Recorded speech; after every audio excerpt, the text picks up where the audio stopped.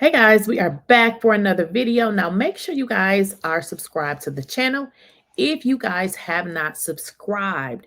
And make sure you all are following me at Lakeysha Keysha on all social media, including Facebook, Instagram, Snapchat, TikTok, and Twitch. And then don't forget to follow me on Tik. Now, listen, with everything that's going on in the world of Porsha Williams and Simon Gubadia's divorce and the marital mansion, what can we anticipate from Miss Porsha Williams? Now, if you guys have been watching the news, you know that Simon did lose his appeal.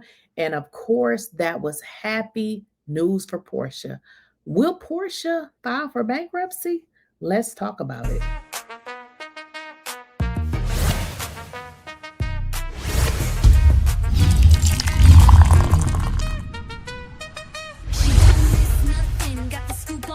Please, I don't have any time for any gossip now. Eh? Yes. Queen of the plot, hit that bell, cause the tea don't stop.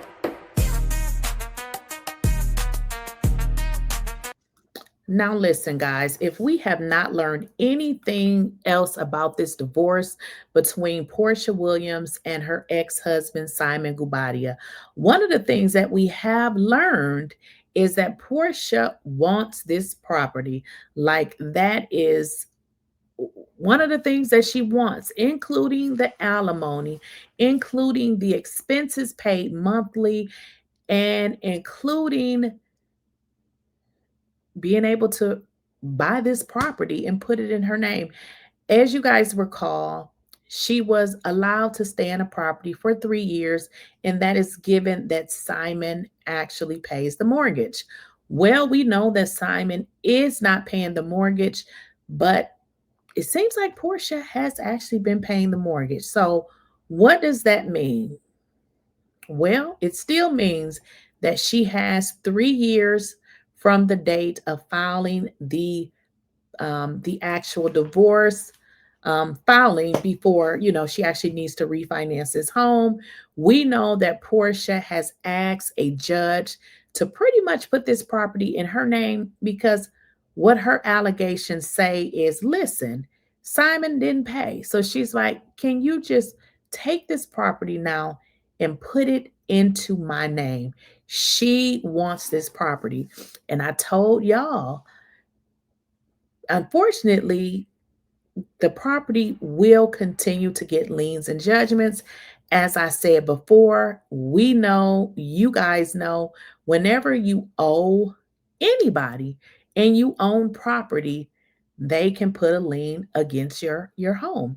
And we have saw this happen with that mansion, with the two liens that now are on the property with regards to attorney fees, one being Simon's attorney fees and the other being Porsha's. Now, the thing that is going to continue to happen is, like I said, there will continue to be liens against this property.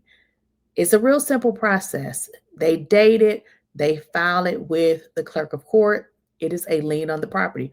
Just so you guys know, if you go to buy a property, they do a title search. What that title search does is it searches any type of liens on the property. Now, it may not come up right away, but at some point, if she tries to put this property in her name, if for some reason a judge decides, hey, we're going to take this property out of Simon's name and put it in Porsha's, let's say she tries to do a loan or something, they're going to say, oh, no, ma'am, you have to pay this. Now, the reason that the title of this video says financial woes, simply because Porsha had banked on getting that, I think it's 40,000 a month in alimony. She was banking on Simon paying those bills, and she was banking on Simon paying the maintenance in the property, along with all the other stuff that he was required to pay, including her attorney fees and including giving her that vehicle. Now,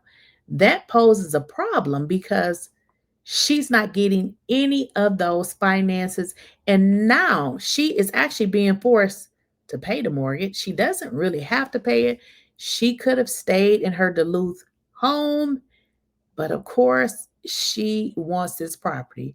Now, again, this property is in Simon's name. I know, some people were saying in the comments of a previous video that she can go back to court and say Simon abandoned it and she can just take over since she's on the property. Just so you know, she is not on this property at all.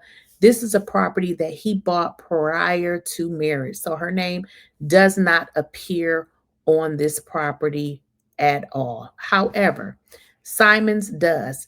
What that simply means, and I said this before, is all his creditors can lodge liens against his property for any unpaid debt that he has. And some of y'all probably said in the comments, "Oh, it'll go against his equity." Unfortunately, it's going to go against the total equity of the property, okay? So that's pretty much how it works. It goes against the total equity of the property. So it doesn't work like that. So this is definitely devastation for Porsha two ways. For one, she's not getting that money that she thought that she was going to get when she filed for this divorce. Not only is she not going to get that money, will she end up filing for bankruptcy? Which, if she does, it could be a bad thing for her. Keep in mind, she has a home that she can just move back into. But filing for bankruptcy would definitely stop her from purchasing this property. But then again, if you think about it, with all the liens and judgments that's going to be on this property, she won't be able to purchase it anyway. Let me just tell you why. Let's say, well, here's one thing we know. We know that Simon said that he put down $2 million on this property.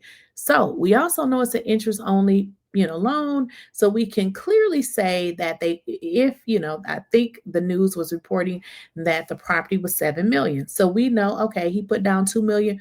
We know that it's still $5 million owed on that property simply because it's an interest only loan. Now, here's the deal.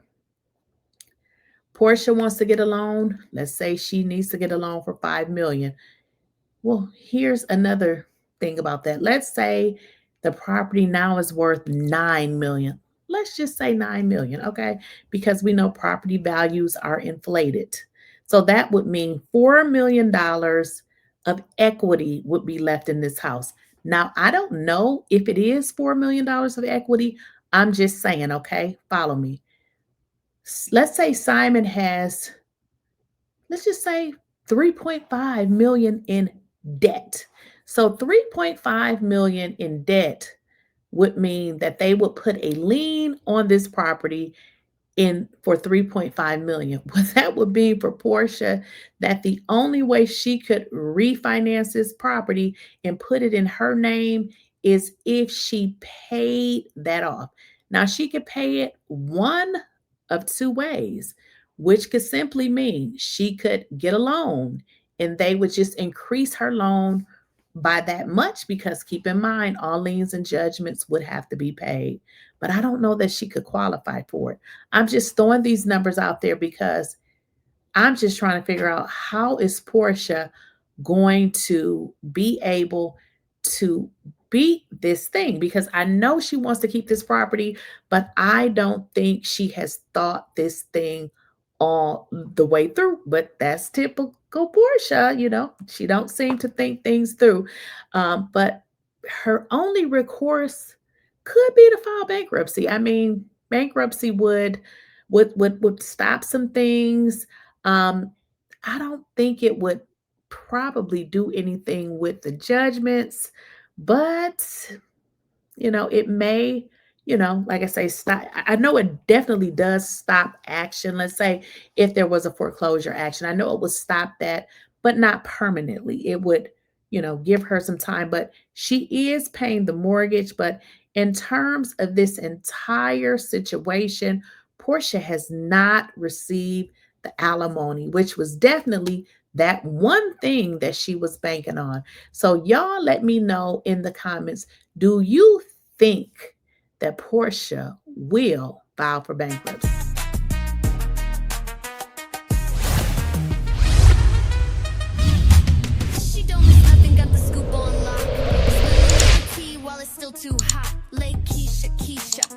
of the plot. Hit that bell, cause the tea don't stop.